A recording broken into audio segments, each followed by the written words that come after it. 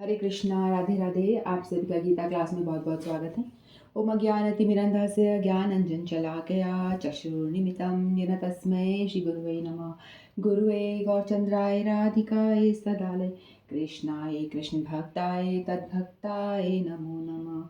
नमो विष्णुपादाय राधिकाय प्रियात्मने श्रीमद्भक्तिवेदान्त नारायणीति नामिने।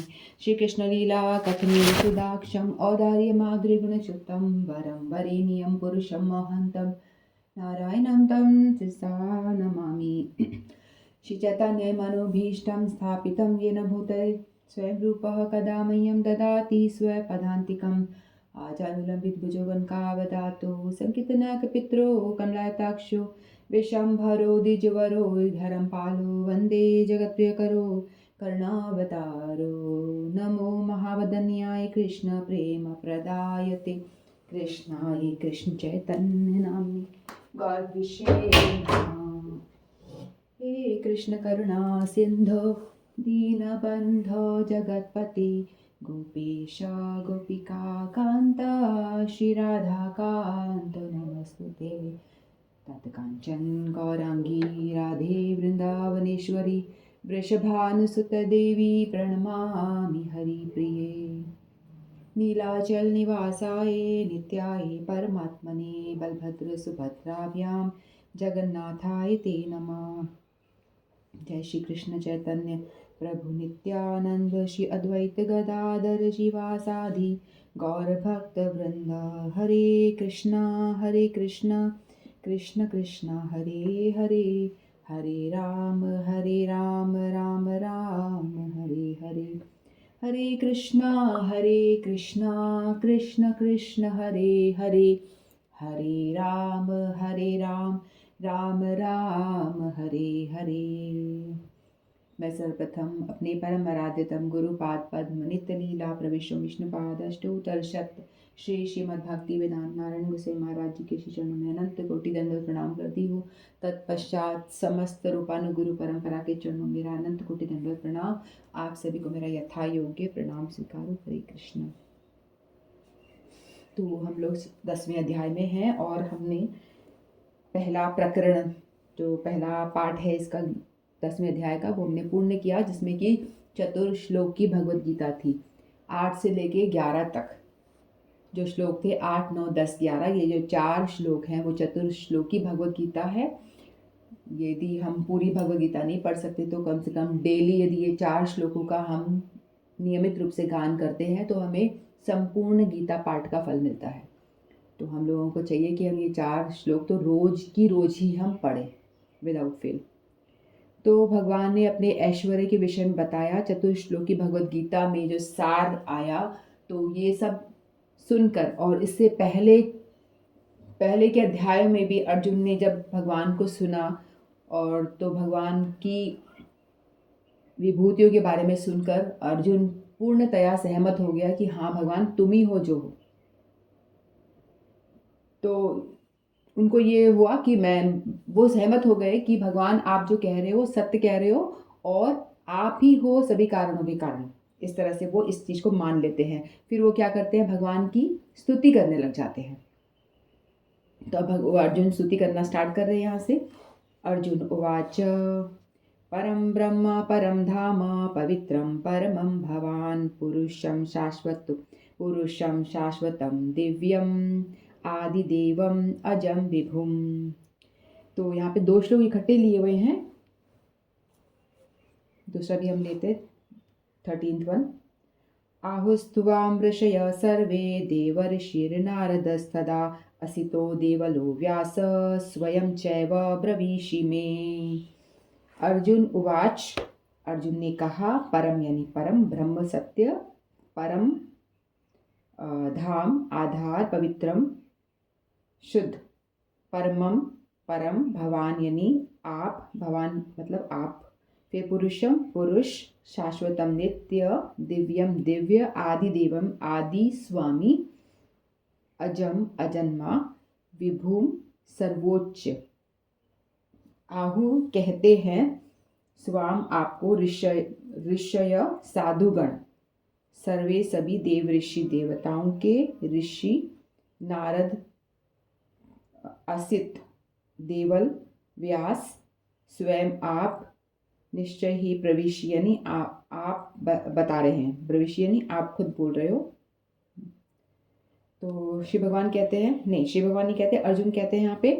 अर्जुन वाच, अर्जुन ने कहा ना, अर्जुन ने कहा आप परम भगवान, परम धाम, परम पवित्र, परम सत्य, आप नित्य दिव्य आदि पुरुष, अजन्मा तथा महानतम, नारद, असित, देवल तथा व्यास जैसे ऋषि आपके इस सत्य की पुष्टि करते हैं और अब आप स्वयं भी मुझसे प्रकट कर रहे हैं। तो अर्जुन यहाँ भगवान की स्तुति करने लग जाते हैं। भगवान को कहते हैं कि आप परम ब्रह्म हो। परम का मतलब होता है कि सर्वश्रेष्ठ, सर्वोच्च, सबसे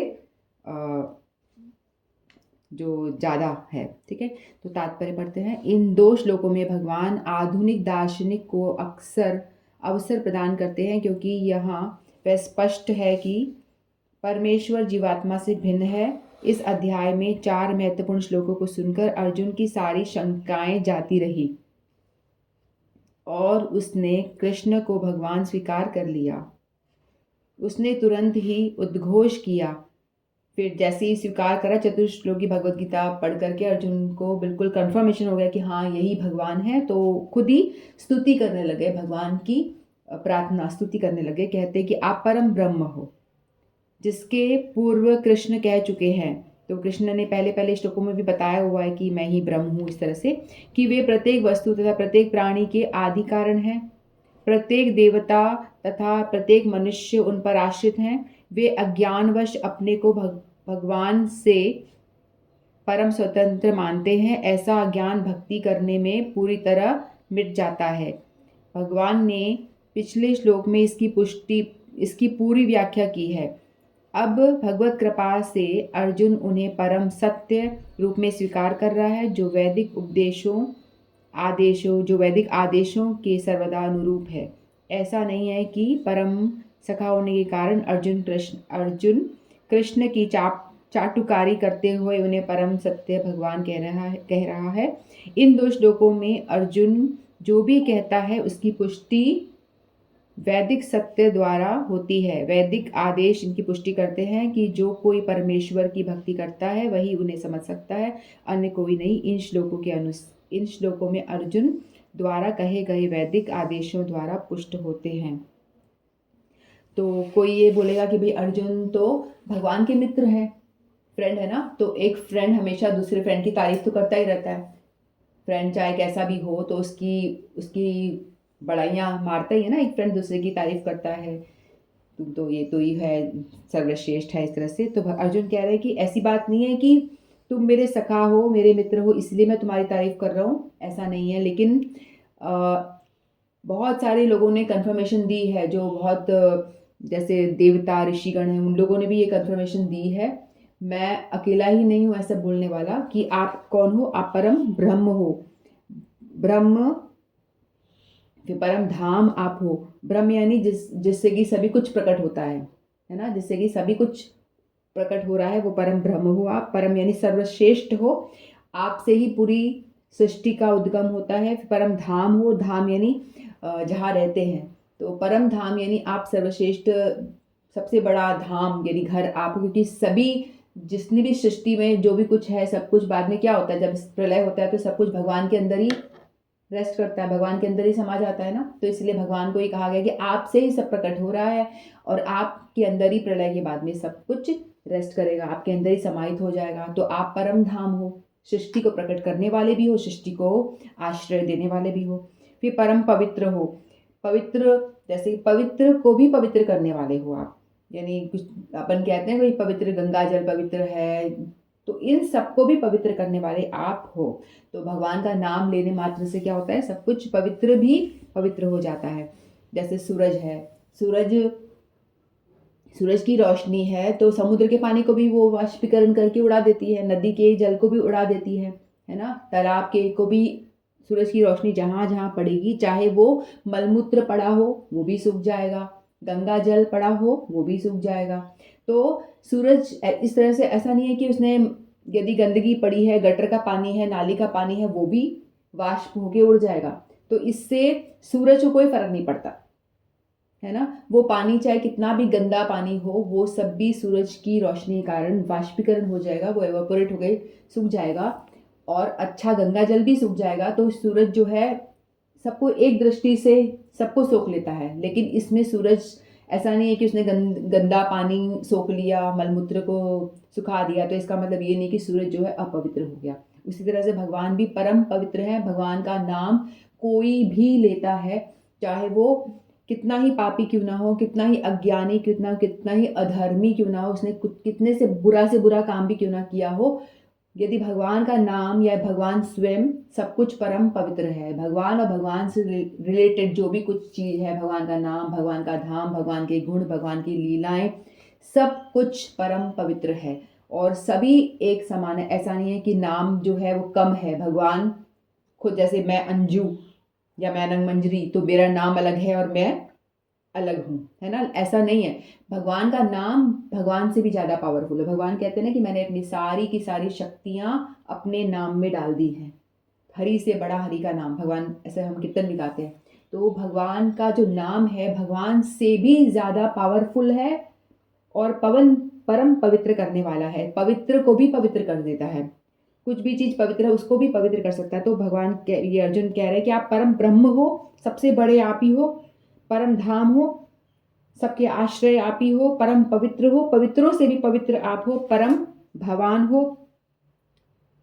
भवान यानी आप खुद स्वयं, भवान पुरुष, और सारे जितने भी पुरुष हैं उनमें सबसे सर्वश्रेष्ठ पुरुष आप हो। शाश्वतम यानी हमेशा रहने वाले, इटर्नल, निरंतर आप हो यहाँ पे। यानी कितने युग बदल जाएं, कितने ही ब्रह्मा बदल जाएं, कितने ही शिव बदल जाएं, कितने युग आ रहे जा रहे, ये कलयुग, द्वापर, त्रेता, ये सब आके कितनी बार ही चले जाएं, कितने ही ब्रह्मा बदल जाए, लेकिन सभी लोग आते हैं, जाते हैं, मर जाते हैं, लेकिन आप वहीं के वहीं टिके हुए हो। आप शाश्वत हो, एज इट इज बने हुए हो सृष्टि के आरंभ से ही, उससे भी पहले से। पता नहीं, आप तो हो ही, हमेशा से ही हो, तो आप शाश्वत हो। फिर दिव्यमादि देव और अजम हो। अजम का मतलब होता है जिसकी अमर, कभी मरता नहीं, खत्म नहीं होता। आप हमेशा रहने वाले अमर हो। विभूम यानी बहुत बड़े, विशाल हो, है ना। आपसे बड़ा कुछ भी नहीं। आपका ना आदि है ना अंत है। जैसे हम आसमान की ओर देखते हैं तो हमको आसमान का स्टार्टिंग पॉइंट भी नहीं दिखता, एंड पॉइंट भी नहीं दिखता। हमको दिखता है कि जहां देखो वहीं आकाश ही आकाश, आसमान ही नजर आता है हमको। तो समझ में नहीं आता ये कहाँ से शुरू है, कहाँ से एंड है। इस तरह से भगवान आप भी विभूम हो। आप इतने बड़े विशाल हो कि आपका हमें कुछ भी समझ में नहीं आता आप कहाँ से आपका उद्गम है और कहाँ आपका अंत है। ऐसा कुछ है नहीं, आप हमेशा से हो, यानी आप परम हो, सर्वश्रेष्ठ आप ही हो। इस तरह से भगवान जो है, अर्जुन जो है भगवान की स्तुति कर रहा है। भगवान को ये सब जान के, चतुश्लोकी भगवत गीता समझने के बाद में और पूर्व के अध्यायों को सुनने के बाद में इस निष्कर्ष पे पहुंचता है कि आप सर्वश्रेष्ठ हो, आप ही हो जो हो। इस तरह से वो कहना शुरू कर देते हैं कि फिर कहते हैं कि मैं तुम्हारा मित्र हूं। ये बात नहीं है कि आप मेरे मित्र हो इसीलिए मैं कह रहा हूं, ऐसी बात नहीं है। लेकिन जो बड़े बड़े ऋषिगण, देवतागण हैं, वो लोग भी ये बात कह चुके हैं, भगवत गीता में भी कह रहे हैं और गीता जी अपन पढ़ रहे हैं इसमें भी कह रहे हैं। लेकिन और महाभारत में भी इन सभी जो ये ऋषिगण का नाम आया है। कौन कौन से ऋषि का नाम आया है? महर्षि नारद ने कहा, आपकी स्तुति करी है। उन्होंने कहा है कि आप ही सृष्टि के उद्गम हो, आप ही सर्वश्रेष्ठ हो। फिर असित एक ऋषि का नाम है। फिर देवल एक ऋषि का नाम है, व्यास देव, उन्होंने कहा। तो मैं ही नहीं बोल रहा हूँ, आपका मित्र होने के नाते ऐसा मत समझ लेना कोई भी। लेकिन जो बड़े बड़े बिग प्रोफाइल यानी बड़े बड़े जो ऋषि मुनि हैं, जिन्होंने वेदों के मंत्रों का भी विस्तार करा है, उनको एक्सप्लेन किया है, वो लोग भी कह रहे हैं। देवर्षि को सब जानते हैं, महर्षि नारद जी को सब जानते हैं, है ना। जो व्यास देव के भी गुरु हैं, वो खुद कह रहे हैं, महाभारत में उन्होंने कहा है। फिर असित एक ऋषि हुए हैं और देवल भी एक ऋषि हुए हैं। देवल जो है वो असित ऋषि के पुत्र हैं और असित और देवल ये दोनों ऋषि जो है व्यासदेव के शिष्य, अच्छे शिष्यों में इनकी गिनती होती है। तो असित जो है उनके पुत्र हैं देवल, और उनके गुरु भी हैं असित जो है। ठीक है, तो महर्षि नारद जी ने बोला है, असित मुनि ने कहा है, देवल ऋषि ने कहा है, व्यासदेव जिन्होंने सारे ग्रंथों की, महाभारत की, गीता जी की, सभी की ग्रंथों की, वेद पुराण सबकी रचना की है, वो स्वयं भी कह रहे हैं, है ना। और तो और छोड़ो, ऋषि मुनि ये तो कह ही रहे हैं, मैं भी कह रहा हूँ, और इसके अलावा आप स्वयं खुद भी तो बार बार कह रहे हो। तो आप भी तो बार बार कह रहे हो, भगवान ने कहा ना 7.7 में कहा था, मत्त परतरम नान्यत् किंचित् अस्ति धनंजय अहम सर्वमिदं प्रोक्तम सूत्रे मणि गणाइव, कि मैं ही हूँ जो हूँ। बताया था ना, भगवान ने खुद ही तो कह रहे हैं, बार बार कह रहे हैं। अब इसमें हमने चतुश्लोकी गीता जी में हमने जो 8वां श्लोक हमने पढ़ा, अहम सर्वस्य प्रभो, खुद ही कह रहे हैं ना कि मैं ही सभी का उद्गम हूँ, सभी का प्रभु मैं ही हूँ। इति मत्वा भजन्ते माम, अहम सर्वस्य प्रभो मत्तः सर्वं प्रवर्तते इति मत्वा भजन्ते माम बुद्धा भाव समन्विता। तो भगवान खुद भी कह रहे हैं कि मैं ही हूँ सर्वश्रेष्ठ। तो इसीलिए अर्जुन भी कह रहे हैं कि हाँ भगवान, मैंने भी ये चीज़ को अच्छे से एक्सेप्ट कर लिया, मान लिया है कि आप ही हो जो हो सर्वश्रेष्ठ हो। तो इस तरह से फिर केन उपनिषद में भी कहा गया है, परब्रह्म प्रत्येक वस्तु के आश्रय है, और कृष्ण पहले ही कह चुके हैं कि सारी वस्तुएं उन्हीं पर आश्रित हैं। मुंडक उपनिषद में पुष्टि की गई है कि जिन परमेश्वर पर सब कुछ आश्रित है, उन्हें उनके चिंतन से रत रहकर ही प्राप्त किया जा सकता है। कृष्ण का यह निरंतर चिंतन स्मरण है जो भक्ति की 9 विधियों में से एक है। तो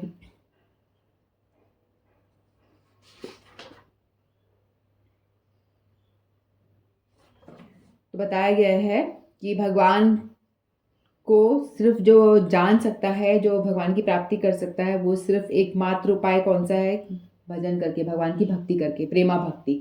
इसके अलावा कोई समझे, कोई ज्ञानी या कोई योगी समझे कि कोई योग के द्वारा मैं भगवान की प्राप्ति कर लूँगा, या कोई ज्ञानी समझे कि मैं अपना ज्ञान वर्धन कर लूँगा, ये शास्त्र पढ़ लूँ, ये पुराण पढ़ लूँ, ये श्लोक रट लूँ, ये कर लूँ, मतलब अपना प्रयास करके मैं भगवान की एक प्रोसेस फॉलो करके कि मैं भगवान को प्राप्त कर लूँगा। मैं इतना कर लिया, मैंने ये शास्त्र पढ़ लिया, वो पढ़ लिया, तो उसके बाद वेदों का सारा मैंने पठन सब कुछ कर लिया, कीर्तन कर लिया, तो मैं भगवान की प्राप्ति कर लूँगा। तो भगवान यहाँ बताते हैं कि ऐसी कोई गारंटी है ही नहीं। कोई कितना ही प्रयास कर ले, कितना ही परिश्रम कर ले, कितना ही कुछ भी कर ले, मेरी प्राप्ति नहीं हो सकती जब तक कि मुझसे भक्तिमय, प्रेमा भक्ति से मुझसे कोई सेवा नहीं करता, मेरी भक्ति से मुझसे कनेक्ट नहीं होता, तो मुझे प्राप्ति का कोई साधन नहीं। उसके बाद भी यदि भगवान चाहेंगे तो ठीक है, यदि भगवान ने किसी पर कृपा करनी है तो वो ऐसे भी कर सकते, नहीं करनी तो नहीं भी कर सकते, है ना। एक छोटा सा एग्जाम्पल से समझते हैं। जैसे मैं एक टीचर थी, तो मेरे को टीचर वाले एग्जाम्पल ज़्यादा समझ में आते हैं। तो एक क्लास में एक टीचर है, ठीक है, तो वो देख रही है कि बहुत सारे बच्चे, 30 बच्चे क्लास में, उनमें से एक बहुत ही ब्रिलियंट इंटेलिजेंट बच्चा है जो पढ़ाई में भी बड़ा होशियार है, नंबर भी बहुत अच्छे लेकर आ रहा है, तो वो कैपेबल है, तो उसको हम मॉनिटर बना सकते हैं, उसको हम कोई काम भी दे सकते हैं कि आप ये बच्चों को पढ़ाएं, है ना। और जो फेलियर है उनको आप इकट्ठा करके आप इनको ट्रेन करें, या कुछ भी आप, टीचर कोई भी वर्क दे सकती है उनको, क्योंकि वो कैपेबल है। लेकिन टीचर चाहे तो कोई भी बच्चा जो एकदम डफर है, एकदम लास्ट बेंच पे बैठा हुआ है, कुछ भी नहीं करता है, पढ़ता भी नहीं है, तो टीचर चाहे तो उसको भी कुछ भी काम दे सकती है कि नहीं। तो टीचर के ऊपर डिपेंड करता है कि वो कहीं से भी लास्ट बैक बेंचर को भी उठा करके उसे कुछ काम दे सकती है, उसको मॉनिटर बना सकती है, चाहे वो कैपेबल ना भी हो, कि वो ये चाहे कि मैं इसे कैपेबल बना दूं, इसलिए मैं आगे इसको खड़ा करके, मैं ऐसा करती थी बहुत ज़्यादा, जो बहुत बिल्कुल ही नहीं बोलता है ना, बिल्कुल चुप बैठा रहता है, मैं उसको खींच के बाहर लाके बोलती थी, खड़ा हो, तू मॉनिटर है, निकाल अपनी आवाज़ जोर से। अब फिर वो उसको ज़बरदस्ती से बोलना होता था। फिर वो 1 दिन 2 दिन बहुत शर्माता था बच्चा, नहीं बोलता था, नहीं, फिर चौथे दिन तो वो चिल्लाना शुरू कर देता था। इस तरह से क्या होता था कि बच्चे की पर्सनैलिटी भी डेवलप हो जाती थी, और वो उसके अंदर जो क्षमता थी वो भी निकल के बाहर आती है। तो इस तरह से टीचर ने उस पर कृपा करी, तो वो बच्चा है किसी लायक बन। उसी तरह से भगवान भी चाहे तो हम जैसे डफर डम जो बच्चे है ना, उनके बनाए हुए, जिन्हें कुछ भी नहीं आता, ना पढ़ना आता, ना भजन करना आता, ना हरि नाम करना आता, कुछ भी नहीं आता, ना श्लोक बोलना आता, किसी काम के ही नहीं, मैं मेरी बात कर रही हूँ, किसी काम के नहीं, तो यदि भगवान चाहें तो ऐसे डम और डफर बच्चों पे भी कृपा कर सकते हैं, वो चाहे जिस पे कृपा करें, उनकी मर्जी। तो इसीलिए सारी बातें जो है, यदि यदि वो बच्चा या टीचर के बारे में टीचर करता है तो टीचर को लगता है कि बार बार मुझे बुला रहा है, बार बार मुझे बुला रहा है ना, तो थोड़ा देखती है मुड़ के उसकी तरफ। उस तरह से यदि हम नाम जपते रहते हैं बार बार बार बार, तो भगवान मुड़ के हमें देखते हैं और हम पे कृपा करते हैं। तो इसीलिए तो भगवान की कृपा पे निर्भर करता है कि वो कृपा किस पे करें, किसको अपनी भक्ति प्रदान करें, किसको ना करें, लेकिन प्रयास तो करना पड़ेगा। आप प्रयास करो ही ना तो कुछ भी नहीं होगा। तो व्यक्ति को प्रयास तो अपना 100% करना पड़ेगा भजन करने के लिए। हरि नाम करो, जो भी साधन, एकादशी करो, भोग लगा करके प्रसाद ही पाओ, है ना। ये सारे जो छोटे मोटे बताए गए हैं नियम, 4 नियम का पालन करो, ये सब का पालन तो करना ही पड़ेगा। और एक हरि नाम की एक संख्या जो आप अपने लिए खुद निश्चित कर रहे हो या गुरु ने आपको बताई है, गुरु जिसने बना रखे हैं, तो वो करना पड़ेगा। आप साधन करो, परिश्रम करो, करते करते भगवान कृपा करेंगे तो भगवान की प्राप्ति हो सकती है, भगवान को जाना जा सकता है। अन्यथा जैसे योगी लोग हैं या ज्ञानी है, ज्ञानवर्धन मात्र से भगवान को नहीं जान सकते। इसके लिए क्या करना पड़ता है, नवदा भक्ति में जो चिंतन है ना, एक स्मरण, ये नवदा भक्ति का एक अंग ही है। जो चिंतन में रत रहता है, भगवान के विषय में मत चित्ता हो जाता है ना, मदगत प्राणा हो जाता है, भगवान को वही पा सकता है। तो कृष्ण का यह निरंतर चिंतन स्मरण है जो भक्ति की नव विधियों में से एक है। भक्ति के द्वारा ही मनुष्य कृष्ण की स्थिति को समझा जा सकता है और इस भौतिक देह में छुटकारा पाया जा सकता है। तो इस भौतिक देह से छुटकारा तभी मिलेगा जब भगवान की प्राप्ति हो, है कि नहीं। तो वेदों में परमेश्वर को परम पवित्र माना गया है। जो व्यक्ति कृष्ण को परम पवित्र मानता है वह समस्त पाप कर्मों से शुद्ध हो जाता है। जो भगवान को परम पवित्र मानेगा तो भगवान का नाम से जुड़ जाएगा, तो डेफिनेटली क्या होगा, वो परम पवित्र हो जाएगा। क्योंकि भगवान का नाम जो है पवित्र करने वाला है और भगवान का नाम एक लाइट की तरह है। जैसे हमारे अंदर अंधकार भरा हुआ, हमारे अंदर बहुत ही अज्ञानता भरी हुई है ना, हमारे अंदर इतना अनर्थ से हम भरे हुए हैं, अज्ञान माया से हम लिप्त हैं और अज्ञानता भरी पड़ी है।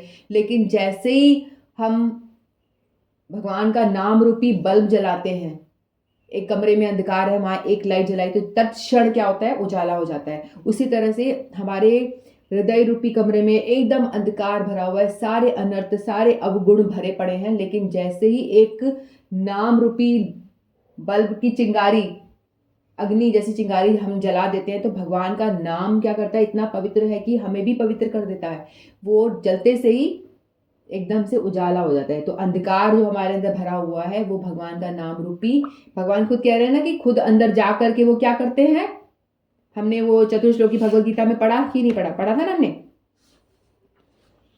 भगवान कह रहे थे कि जो मेरा भजन करता तेषाम सतत युक्तानाम भजताम प्रीतिपूर्वकम दरामी बुद्धि योगम तम येन माम उपयांति थे। ऐसे को मैं बुद्धि प्रदान करता हूँ। फिर उसके बाद में भगवान क्या कहते हैं, मैं उन पर विशेष कृपा करने के हेतु उनके हृदय में वास करते हुए ज्ञान के प्रकाशमान दीपक के द्वारा अज्ञान जय अंधकार को दूर कर देता हूँ। चौथा जो श्लोक था चतुर्श्लोकी भगवद गीता में, तेषाम एवानुकंपार्थम अहम ज्ञान जमतमः नाशयाम याति भावस्तो ज्ञान दीपेन भास्वता। भगवान कह रहे हैं ना कि मैं अपने प्रकाशमय दीपक के द्वारा व्यक्ति के अंदर का जो अज्ञान रूपी अंधकार है उसको दूर कर देता हूँ। तो इसलिए हमें क्या करना चाहिए, सतत भगवान का नाम जो पवित्रों को भी पवित्र करने वाला है, कोई भी चीज पवित्र उसको भी पवित्र कर देता है, ऐसे नाम का उच्चारण सतत करना चाहिए। ठीक है, तो ये भगवान कह रहे हैं। तो कृष्ण भगवान है और मनुष्य को चाहिए कि वे निरंतर उनका ध्यान करते हुए उनके दिव्य संबंध स्थापित करें। वे परम अस्तित्व है, वे समस्त शारीरिक आवश्यकताओं तथा जन्म मरण से मुक्त हैं। भगवान तो, हम लोग तो माया के बंधन में फंसे हुए हैं, माया ने हमको जकड़ रखा है। कभी हमें ये चाहिए, कभी पैसा चाहिए, कभी रुपया, कभी बंगला, गाड़ी, मोटर, सब कुछ चाहिए ना हम लोग को। तो माया ने हमको बांधा हुआ है, बंधे हुए हैं माया से हम लोग बुरी तरह से।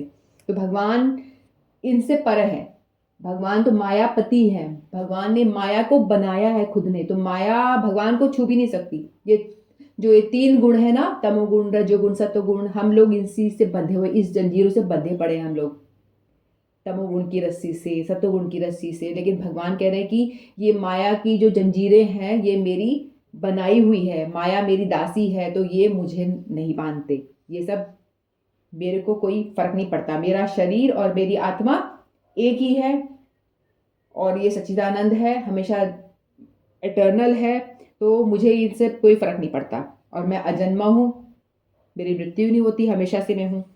तो इसकी पुष्टि अर्जुन ही नहीं अपितु सारे वेद पुराण इतिहास ग्रंथ कहते हैं। तो अर्जुन जो स्टेटमेंट कह रहे हैं कि वो एवं ही नहीं कह रहे मेरा फ्रेंड है इसलिए, अर्जुन कह रहे हैं कि इसकी पुष्टि जो है, जो मैं कह रहा हूँ, इस बात की पुष्टि वेदों में हुई है, पुराणों में हुई है, और भी बहुत सारे ऐतिहासिक ग्रंथ हैं जिनमें कि बार बार बताया गया कि ईश्वर परम कृष्ण सच्चिदानंद विग्रह है ना, अनादिरादि गोविंद सर्व कारण कारणम। तो भगवान बार बार बताया गया है कि भगवान ही है जो है, सभी कारण के कारण भगवान ही है।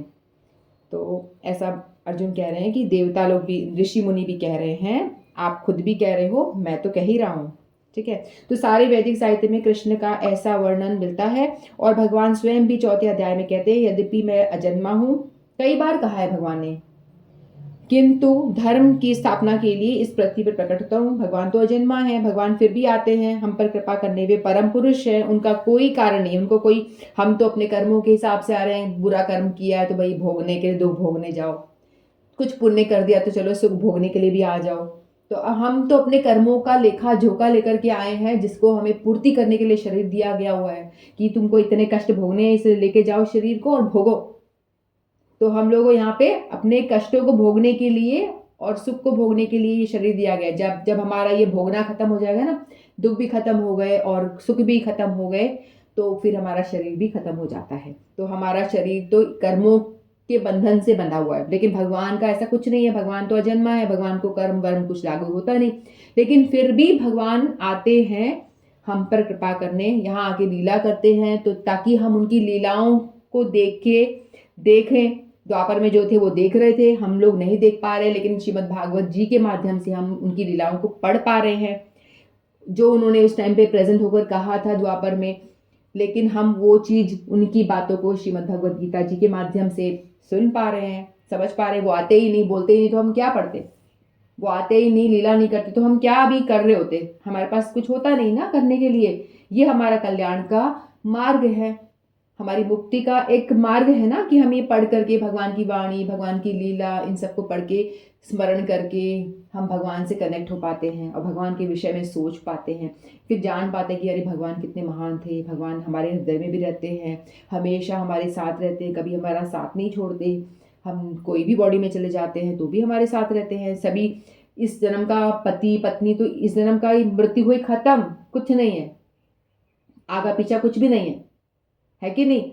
आज मैं जिसके साथ रह रही हूँ, मेरी मृत्यु हुई, मेरा संबंध, उन सारे रिलेशन खत्म, मेरे कोई बेटा नहीं, कोई बेटी नहीं, कोई पति नहीं, कोई पत्नी नहीं, कुछ नहीं, सब खत्म, सारा चीज छूट जाएगा। मेरा घर छूट गया मुझसे, मेरे बच्चे छूट गए, मेरा पति छूट गया, मेरी पत्नी छूट गई, सब कुछ छूट जाएगा, जीरो।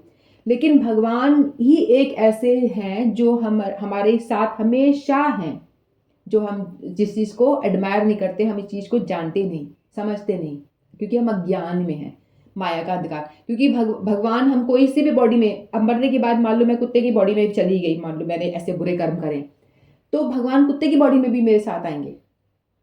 गाय की बॉडी में गई तो वहां भी भगवान आएंगे, क्योंकि हर आत्मा के साथ में परमात्मा निवास करते हैं। तो भगवान हमारा साथ कभी भी नहीं छोड़ते, चाहे हम पाप कर रहे हैं, बुरा कर रहे हैं, कुछ भी कर रहे हैं, तो हमारे साथ में वो हमेशा रहते हैं, एक सुहृदय की तरह, यानी बेस्ट फ्रेंड की तरह। तो ये चीज हमें पता होनी चाहिए कि हमारा जो सबसे करीबी बेस्ट फ्रेंड जो है वो भगवान स्वयं है, जिसको हम लोग बिल्कुल रियलाइज भी नहीं करते, हमें पता ही नहीं है इस चीज के बारे में। कोई ज्ञान है किसी को? नहीं है ज्ञान, ये चीज का ज्ञान ही नहीं है। गीता जी में पढ़ के हम बार बार सोचते हाँ हाँ भगवान ही भगवान ही, फिर थोड़ी देर में फिर भूल जाते हैं, फिर गीता जी पढ़ते हैं हाँ हाँ भगवान है, फिर भूल जाते हैं, नहीं नहीं हमारा तो ये जो संसार में पति है पत्नी है यही है हमारे जो है। बल्कि ये देखो, जन्म मृत्यु खत्म हुई तो कौन सा पति कौन सी पत्नी, कुछ भी नहीं, सब खत्म होता ही है ना, ऐसा हम देखते हैं। तो इसीलिए भगवान भी ऐसे कहते हैं कि देखो, इस जन्म में रहते रहते से जिन जिन से हम आसक्त हुए पड़े हैं, जिन जिन से चिपके पड़े हुए हैं, जिस रिलेशन से हम चिपके पड़े हैं, उनको धीरे धीरे खुद से ही छोड़ना शुरू कर दो। छूटेगा नहीं वो भजन। जिस तरह से आप अपना भक्ति बढ़ाओगे, अपनी नाम संख्या बढ़ाओगे, अपना भजन बढ़ाओगे, तो आपका अटैचमेंट भगवान से होता जाएगा, संसार से थोड़ा थोड़ा छूटता जाएगा। जितना अटैचमेंट आपका भगवान से बढ़ेगा, उसी प्रपोर्शन में अटैचमेंट आपका संसार से छूटता जाएगा। तो बेटर है कि भगवान मृत्यु के टाइम पे सब कुछ छीन लेंगे। छिन जाएगा कि नहीं छिन जाएगा? मृत्यु जैसे ही आई, सब कुछ छिन गया, मेरा घर छिन गया, मेरे बच्चे छिन गए, मेरा परिवार, मेरा बॉडी भी छिन गई, और तो और छोड़ो, बॉडी भी चली गई, कुछ भी नहीं रहा। तो सब कुछ भगवान ले ही लेंगे एक टाइम के बाद में। तो बेटर है कि ये जीवन दिया गया तो स्टार्टिंग से प्रैक्टिस कर ली जाए कि धीरे धीरे छोड़ना शुरू कर दे। हम खुद से चिपक के पड़े ना, उनको खुद से ही छोड़ना शुरू कर दे, क्योंकि छूटेगा एक दिन, सबका छूटेगा। कोई भी ऐसा नहीं है जो अपने शरीर को लेके चला जाए या अपनी कोई भी वस्तु को लेके चला जाए, सब कुछ छोड़ के जाना पड़ेगा। तो अक्लमंदी इसी में ही है कि ग्रंथों से जुड़े, नाम से जुड़े, जो अपना रियल बेस्ट फ्रेंड है जो कभी नहीं छूटेगा, उससे जुड़े, और उससे जुड़ने के लिए नाम जपें, है ना, और उससे अटैचमेंट बढ़ाइए। कौन मना कर रहा है? भगवान से जितना बढ़ाना है मोह बढ़ाइए, अटैचमेंट बढ़ाइए, जितना बढ़ाना है बढ़ाइए, आसक्त हो जाइए उनसे। भगवान से तो आसक्ति बढ़ाने के लिए बोला गया है, वो बहुत बढ़िया है, लेकिन संसार से छोड़नी है। ठीक है, तो भगवान कह रहे हैं, भगवान की व्याख्या जो करी गई सभी ग्रंथों में, सब जगह भगवान की महिमा गाई गई है। और भगवान स्वयं भी 4 अध्याय में कहते हैं, यद्यपि मैं जन्मा हूँ किंतु धर्म की स्थापना के लिए इस पृथ्वी पर प्रकट होता हूँ। वे परम पुरुष है, उनका कोई कारण नहीं है, क्योंकि वे समस्त कारणों के कारण है और सब कुछ उन्हीं से उद्भूत है। ऐसा पूर्व ज्ञान केवल भगवत कृपा से प्राप्त होता है। भगवत कृपा होगी तो ज्ञान भी हो जाएगा। जिसके पास कुछ ज्ञान नहीं है, जैसे गौर किशोरदास बाबा जी महाराज के बारे में मैंने बताया, तो शिला जो स्वामी महाराज जिन्होंने इस्कॉन फाउंडर आचार्य ऑफ ये है ना इस्कॉन के, उनके गुरुदेव जो थे शिला भक्ति सिद्धांत सरस्वती ठाकुर प्रभुपाद जी, उनके जो गुरु थे वो एकदम अज्ञानी थे। उनके पास सांसारिक कोई ज्ञान नहीं था, ABCD भी नहीं आती थी, उनको नाम लिखना भी नहीं आता था अपना, लेकिन वो भजन में इतने ज़्यादा, भगवान में इतने ज़्यादा रमे हुए थे, रचे हुए थे, हमेशा भगवान के नाम जप में लगे रहते थे। उनके पास में आध्यात्मिक ज्ञान भरपूर था। तो वो एक स्कॉलर जो बहुत ही संसारिक ज्ञान प्राप्त व्यक्ति था, उसके गुरु बन जाते, क्योंकि भगवान कृपा करें तो किसी के अंदर भी सारा ज्ञान हाथ रखते से ही सारा ज्ञान उसके अंदर प्रकाशित हो जाएगा, सारा अंधकार चला जाएगा और सारा ज्ञान उनके अंदर आ जाएगा। भगवान को क्या नहीं कर सकते। यहाँ पर अर्जुन कृष्ण की कृपा से ही उनके विचार व्यक्त करता है कि हाँ, यदि हम भगवद गीता को समझना चाहते हैं तो हमें इन दोनों श्लोकों की कथनों को स्वीकार करना होगा। यह परंपरा प्रणाली कहलाती है, अर्थात गुरु परंपरा को मानना। परंपरा प्रणाली के बिना भगवद गीता को नहीं समझा जाता। यह तथाकथित विद्यालयी शिक्षा द्वारा संभव नहीं है। दुर्भाग्यवश जिन्हें अपनी उच्च शिक्षा का घमंड है, वे वैदिक साहित्य में इतने प्रमाणों के होते हुए भी इस दुराग्रह पर ही अड़े रहते हैं कि कृष्ण एक सामान्य व्यक्ति थे। तो कितने लोग ऐसे हैं जिनको बहुत ही सांसारिक ज्ञान बहुत ज़्यादा है, बहुत सारी डिग्रियां लेके बैठे हैं, संसार का बड़ा डॉक्टर है, इंजीनियर है, कुछ भी बहुत सारा पढ़ाई करी, लेकिन वो इतना भी नहीं मानते कि भगवान कृष्ण ही भगवान है, ये नहीं मानते। कहते कि कोई साधारण सा कोई व्यक्ति हुआ था, तो क्या फायदा उसका ज्ञान का? जो मेन ज्ञान है वही नहीं पता उसको कि भगवान ही है जो है, ये चीज नहीं मान रहा है, तो फिर कोई ज्ञान उसका जो है व्यर्थ है सारा। 14 श्लोक ही लेते हैं। सर्मेतद्ऋतमन्ये यन्मां वदसि केशव, न हि ते भगवन् व्यक्तिं विदुर्देवा न दानवः। सर्मेतद्ऋतमन्ये यन्मां वदसि केशवः, न हि ते भगवन् व्यक्तिं विदुर्देवा न दानवः।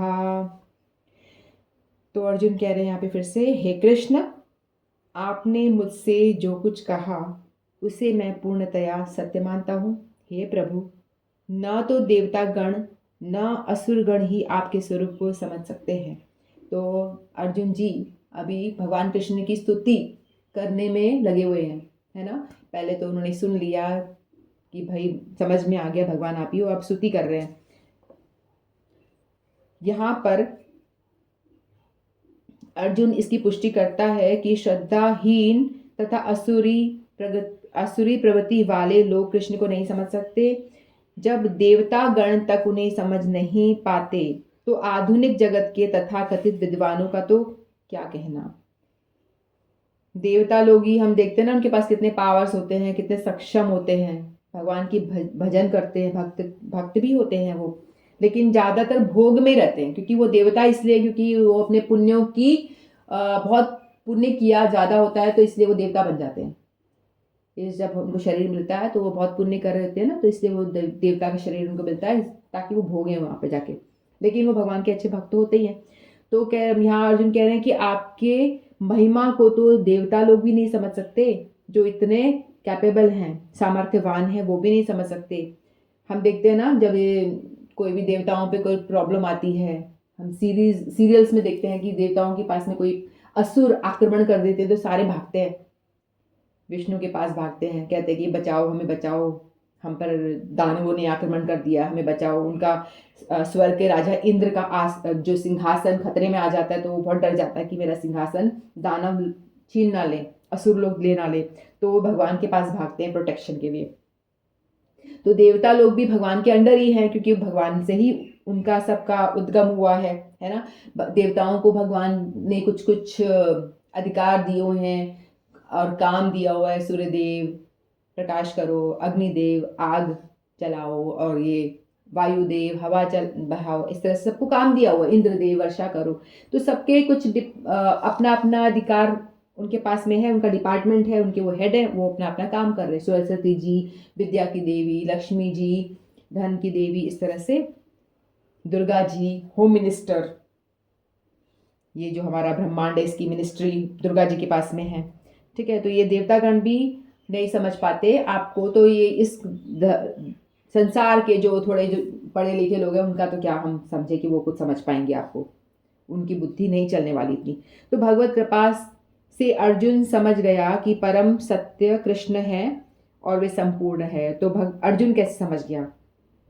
भगवान को समझना आसान है नहीं, देवता नहीं समझ पा रहे, अर्जुन कैसे समझ गया? क्योंकि अर्जुन जो है भक्त है। अर्जुन भगवान से प्रेम करोगे, भगवान की भक्ति करोगे तो ही आप भगवान को समझ सकते हो। ना देवता समझ सकते हो, ना दानव समझ पाएंगे। दानव जो हैं वो भी नहीं, उनके पास में बहुत सारी मायावी शक्तियां हैं, दानवों के पास में, असुरों के पास में है कि नहीं। वो लोग कुछ भी बन जाते हैं, बड़ा महल खड़ा कर सकते हैं, माया तो है उनके पास में भी, पावर है। दानवों के पास में, असुरों के पास में भी पावर बहुत होता है, मायावी शक्तियां होती है उनके पास में, लेकिन तो भी इतनी शक्तियां होने के बावजूद भी ना असुर, दानव, देवता कोई भी आपको नहीं समझ सकते। तो इस संसार के तथाकथित जो पढ़े लिखे लोग, जो स्कॉलर, जो हम कह रहे हैं कि बहुत एजुकेशन प्राप्त करे हुए लोग हैं, वो आपको क्या समझ पाएंगे जब देवता ही नहीं समझ पा रहे आपको, तो ठीक है। अतः हमें अर्जुन के पथ का अनुसरण करना चाहिए, उसे भगवत गीता का प्रमाण प्राप्त है। जैसा कि भगवत गीता के 4th अध्याय में कहा गया है, भगवत गीता को समझने की गुरु परंपरा का हास हो चुका था।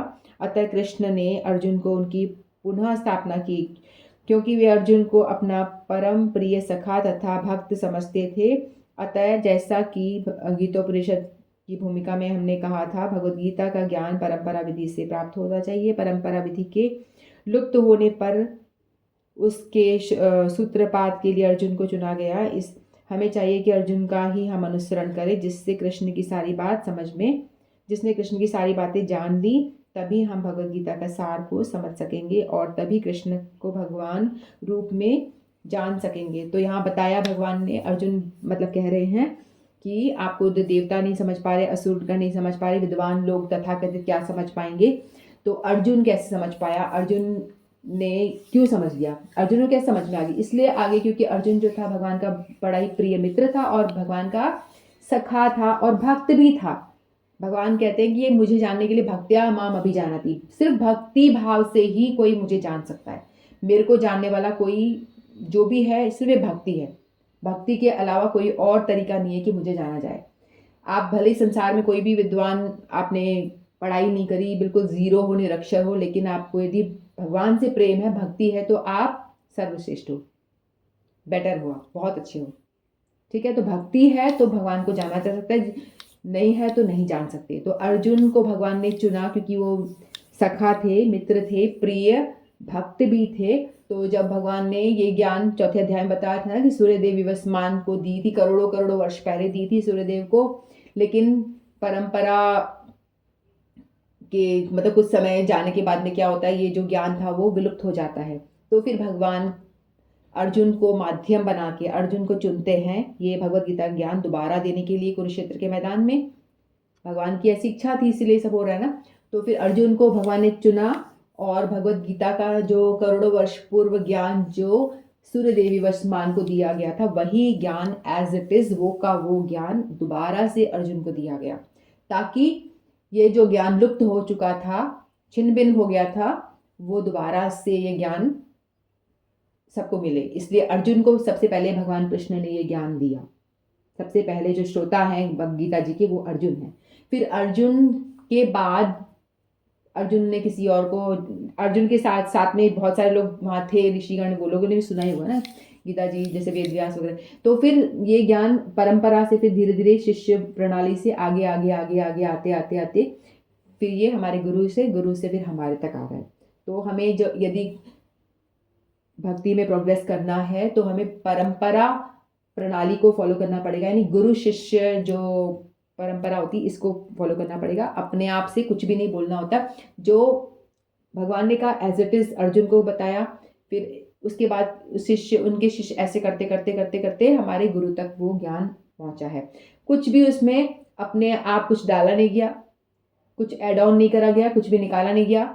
जो करोड़ वर्ष पूर्व जो ज्ञान था वही ज्ञान एज इट इज आज भी उतना ही वैलिड है, उसमें कोई चेंजेस नहीं करे गए, कोई न्यू एडिशन नहीं आया और कुछ भी हटाया नहीं गया, कुछ डाला नहीं गया। आजकल हमारे स्कूलों में तो किताब में हर साल नया एडिशन आ जाता है ना, थ्योरी बदल जाती है, लेकिन यहाँ ऐसा कुछ भी नहीं होता। जो थ्योरी बना दी गई भगवान ने वो बिल्कुल परफेक्ट है, उसमें कोई चेंजेस नहीं होंगे, कुछ भी नहीं होगा।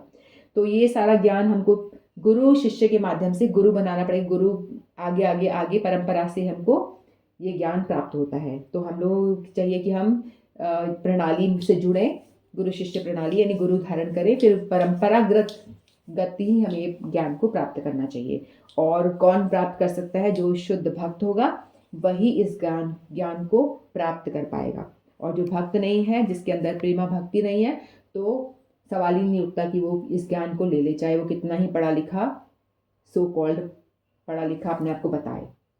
ठीक है, तो ये हमारे 3 श्लोक पूरे हुए जिसमें कि अर्जुन जी भगवान की स्तुति कर रहे हैं। इतना ही कहकर मैं वाणी को विश्राम देती हूँ। वांछा कल्पतरुभ्यश्च कृपा सिंधुभ्येव च पतितानां पावनेभ्यो वैष्णवेभ्यो नमो नमः। श्रीमद् भगवद गीता की जय। आप सभी की जय। हरे कृष्णा।